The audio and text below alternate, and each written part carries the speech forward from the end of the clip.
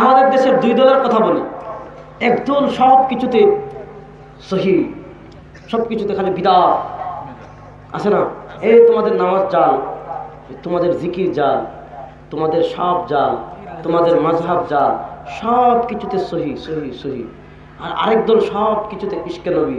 আহলে হাদিসরা আমাদেরকে গালি দেয়, এই আহলে হানাফিরা খালি জাল নামাজ পড়স, বারো নামাজ পড়স। কিন্তু দেখেন তাদের সহি চেতনা শুধু আমিন জুড়ে বলার আসতে বলার মধ্যে, ঠিক না? সব দুনিয়ার সহি আমিন জুড়ে বলা আসতে বলার মধ্যে, সব দুনিয়ার সহি চেতনা ইমামের পিছনে ফাতিহা পড়া না পড়ার মধ্যে, সব সহি চেতনা হাত কোথায় বাঁধবেন এটার মধ্যে। রাষ্ট্রের কোন নাস্তিক মুরতাদ আমার নবীকে গালি দিলে তাদের সহি চেতনা জাগ্রত হয়। রাষ্ট্রের থেকে ইসলামকে বিদায়ের ষড়যন্ত্র হলে তাদের সহি চেতনা জাগ্রত হয় না। এখন দেখবেন সব ঘুমটা পড়া শায়েখ চুপ, এক দুজন তাও সামান্য ভিডিও করা দিয়েছে। কিন্তু এই যে আমাদের দেশের সব ছোট ছোট বাচ্চাদেরকে আছে না, দেখেন আমি একটা কথা বলি শুনেন, কোন দেশে যদি ইসলামিক তালিম থাকে আর কোন দেশে যদি ইসলামিক সাকাফা সংস্কৃতি থাকে, ইসলামের শিক্ষা আর ইসলামের সংস্কৃতি যদি কোনো সমাজে থাকে, ওই সমাজে আপনি যত জুলুম করেন, যত অত্যাচার করেন, যা কিছু করে, ওই সমাজ থেকে আপনি ইসলামকে বিদায় করতে পারবেন না। বলেন, আপনি ইসলামকে বিদায় করতে পারবেন না। ব্রিটিশরা 250 বছর জুলুম করেছে, 250 বছর। ব্রিটিশের জুলুম কেমন জানেন? 80 রানে মালটা পড়েন। ব্রিটিশের জুলুম জানতে চান? সৈয়দ মিয়ার গোলামায়ে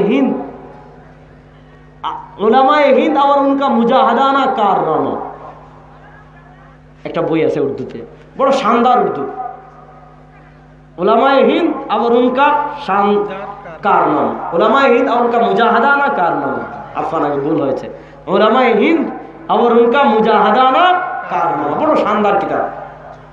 দেখেন স্পেনে ইসলামী শাসনের পতন, সাথে সাথে ইসলামও খতম। আর ইসলাম আল্লাহ নবীর নাম নেওয়ার মতো স্পেনে কেউ ছিল না। ইসলামী শাসনের পতন হয়েছে, বাস সাথে সাথে ইসলামেরও বিদায়। কিন্তু ভারত উপমহাদেশে ইসলামী শাসনের পতন হয়েছে, 250 বছর ব্রিটিশরা শাসন করেছে, কিন্তু ভারত উপমহাদেশ থেকে ইসলামকে বিদায় করতে পেরেছে? আর আসতে বলেন, ভারত উপমহাদেশ থেকে কোরআনকে বিদায় করতে পেরেছে? ভারত উপমহাদেশ থেকে রাসূলুল্লাহ ইসলামের মহব্বত, আজমত, সুন্নাহকে বিদায় করতে পেরেছে? কেন?